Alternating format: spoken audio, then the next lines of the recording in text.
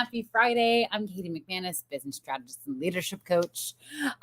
Tonight, I'm going to be talking about a couple things that happen when you start your business, mainly the fear gremlins that attack and take you down and convince you that this is not a good idea. Now, I want to be totally open here. I'm doing this based on some cards that I pulled from Mystic Mondays. I love this tarot deck. I love it because it speaks in real language. One of the things that business owners really struggle with is coming up with ideas for content. And I want you to see how I do it so you can see you can do it in any way you want. What I love to do is just, I don't know, maybe I'm just connecting the dots and finding things that relate to anything. But I love shuffling this deck and keeping my ideal clients in mind and just kind of thinking, okay, what do they need to hear right now? And then pulling 3 cards. And the 3 cards, it's really funny. Sometimes they make perfect sense and sometimes they don't. And so this evening I pulled, and I just love this deck. I think it's so pretty. So the Princess of Swords, pulled the Lovers. I love the flamingos. I'm a big fan of flamingos. And then the Nine of Wands, and it was upside down. And apparently that means something because each page has a right side up one and an upside down one. Okay, so let's start off. We're going to start off with what happens when you start your business, okay? So the Princess of Swords is a sign of inquisitive, verbose, and lively, okay? It's a really positive card. So sparks fly high with a twinkle in your eye. There are a million ideas floating around your head, and you can't wait to tell anyone and everyone about them. And this is so perfect for when you start your business, because when you're about to start, you're just telling everyone because you're so excited about getting your coach certification or going out on your own, or you have this idea, right?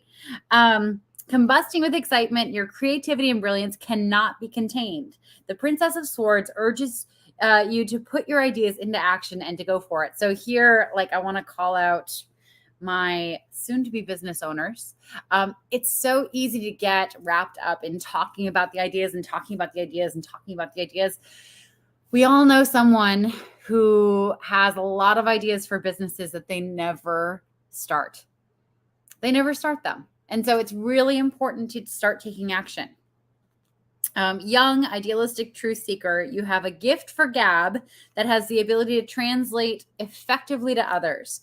Writing and speaking come easily to you, which will aid you when it comes to time to spread your ideas and message.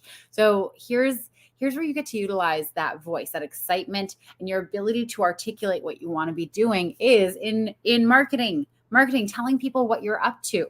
Okay.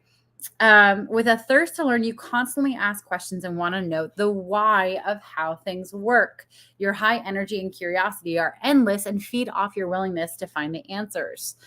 With time comes experience, and the more you go after what you want, the more wisdom and experience you will gain. So I love this card because it really does portray what happens when someone is on the verge of starting a business. They have all these ideas, they know the gift that they have to give the world, and because they're just so inspired by this idea and this desire to go and do it, they talk about it a lot.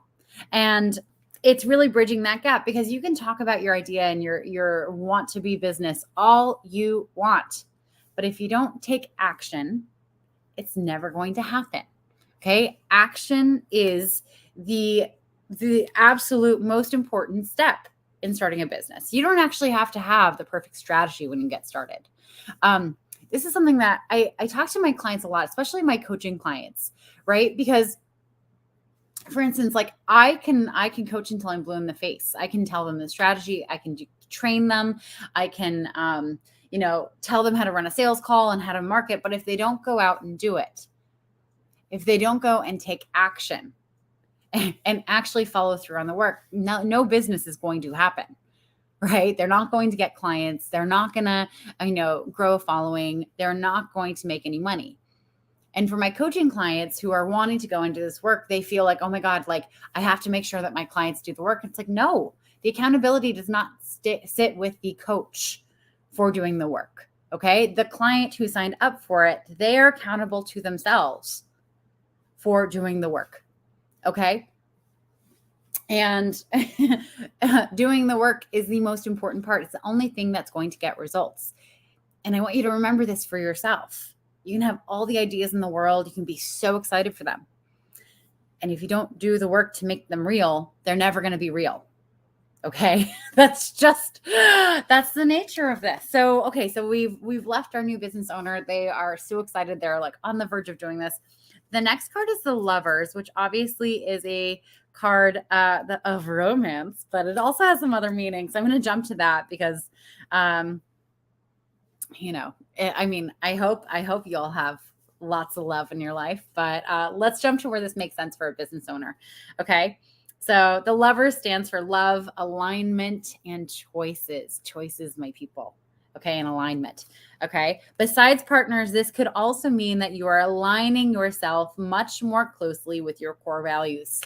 Guys, this is what I hear my clients say all day long. They've discovered this work that they love doing that is so aligned to their core values, the things that light them up, that make them feel like they're here for a reason. Okay. And they're so excited to do this work. So choices will be presented to you, testing your assessment of what feels best for you. Okay. Choices will be presented to you. Okay. You have the option to start this business. You have the option to do it. You also have the option to not. You have the option to do it pro bono. You have the option of just having it be a hobby. Okay. But you have the option to turn it into a real, honest to goodness, making you fucking money business. Okay. You can do the work you love that feels in alignment to you and make good money doing it. Okay. But this is a choice. You have to choose that. Okay. It comes from you. It's not just going to be handed to you. You're not going to accidentally trip and fall into this. You have to choose to build this business that is in alignment with you. Stay true to yourself, even if outside noise may say otherwise. So if outside noise says otherwise, so there are going to be people in your life who hear you say that you want to start a business, who hear you talk about the change you want to make, about the services you're going to offer, and they're like, are you crazy? Are you nuts? Like, who's going to pay for that? That sounds ridiculous. What are you going to waste your time with? You're going to burn down bridges. Like, no one's going to hire you again if you go and do this. You really have to choose which voices you want to listen to. Okay. Only you know what your true desires are, and only you can make those decisions to be honest with yourself. Your intentions will point you to the path of your heart's deepest desires.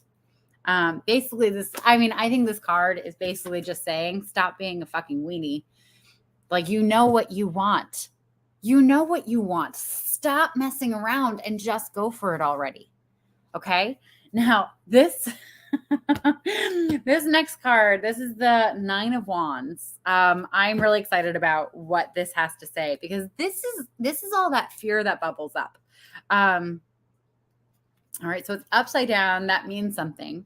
So the upside down version means claustrophobic, resentment, and tentative. Okay, so here's what happens. Okay, so I'm going to read this and I'll tell you what happens. Drudgery from the past may leave you feeling paranoid that people are out to get you. This leaves you unwilling to make long-term commitment, with fears of being trapped by responsibility. Guys, this is what happens with my clients sometimes. They have found the work they want to do. They're so excited about it. They make a choice to go and do it. They get a little freaked out in their head, though, and they start questioning, what if I hate this?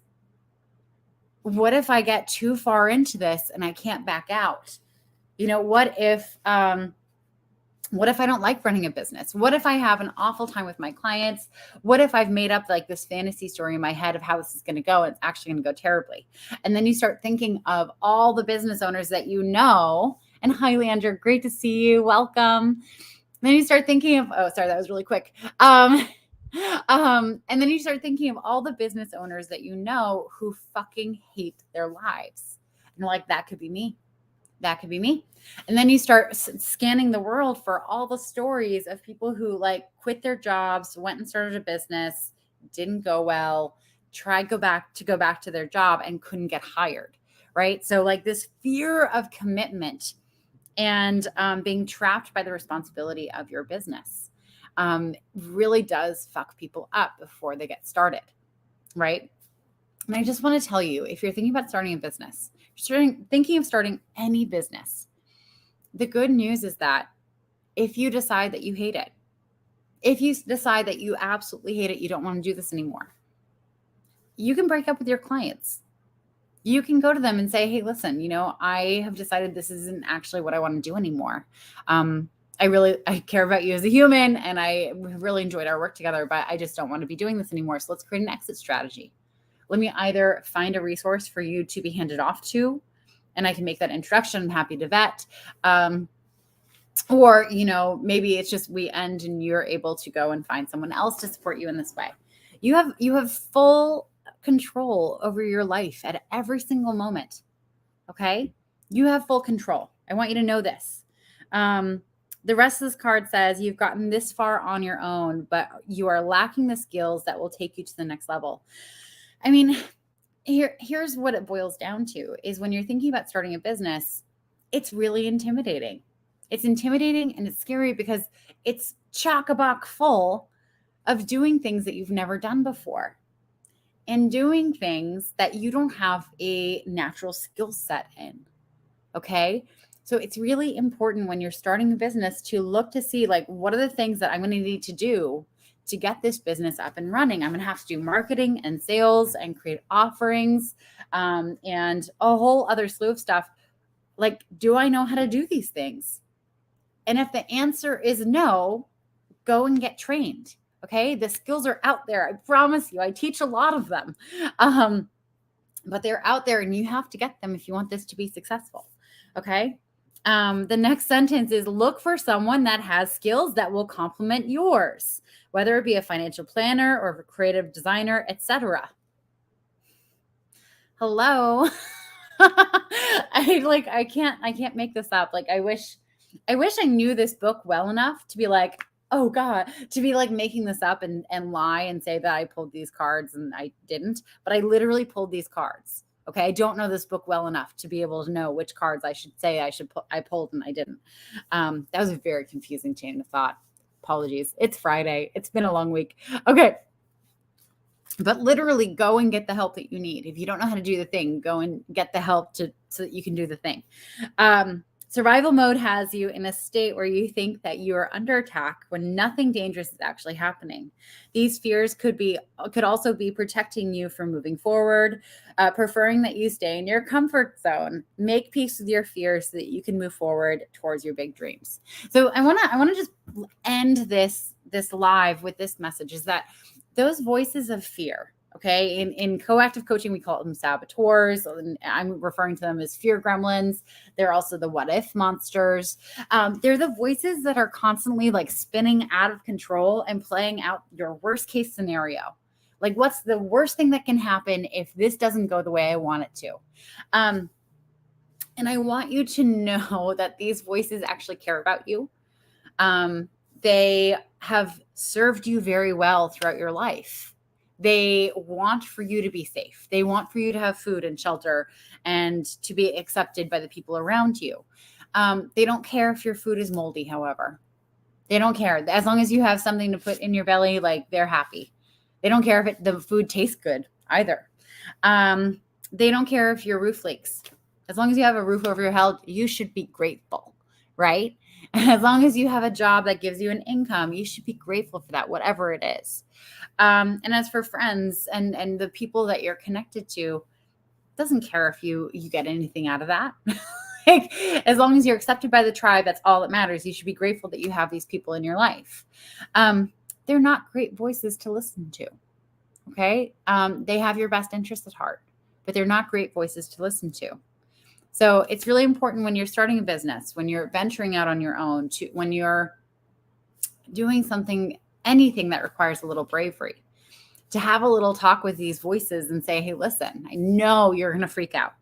And I know you're going to like go to like DEFCON 7 about this, but I got this. And if you need to freak out occasionally, that's okay. But let's trust me for a bit that I know what I'm doing. And really lean into that higher self where you're in alignment with the things that really matter to you. With that, I think my pizza is arriving. So, yep, it is about a minute ago. So have a great Friday, everyone. Thank you for joining. I hope this is useful. And I hope you have an amazing weekend. I'll see you next week. Mwah! And bye, Leandra. Great to have you.